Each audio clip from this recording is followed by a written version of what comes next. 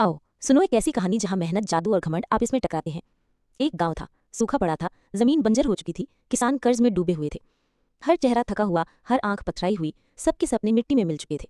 इन्हीं में एक किसान था, कैलाश। दिन रात मेहनत करता, लेकिन खेत कुछ उगाता ही नहीं। घर में खाने को रोटी नहीं, बच्चों की आंखों में भूख का डर और पत्नी की आंखों में हार की नमी। और फिर एक रात कैलाश जंगल में गया सूखी लकड़ियां ढूंढने के लिए। तभी एक अजीब सी रोशनी उसके सामने चमकी। एक बूढ़ा साधु प्रकट हुआ।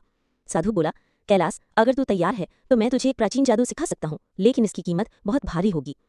कैलाश ने एक पल भी नहीं सोचा। उसने कहा, मेरे पास खोने को कुछ नहीं, जो मिलेगा वही बहुत होगा। जादू शुरू हुआ।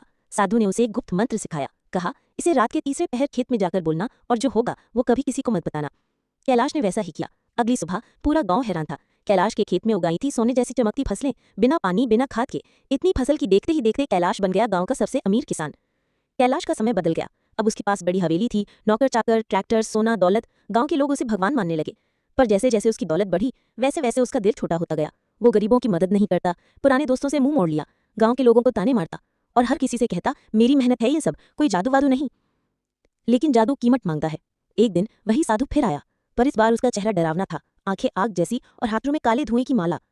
साधु गरजा, तूने वादा तोड़ा कैलाश, तूने घमंड किया उस चीज पर जो तुझे भिक्षा में मिली।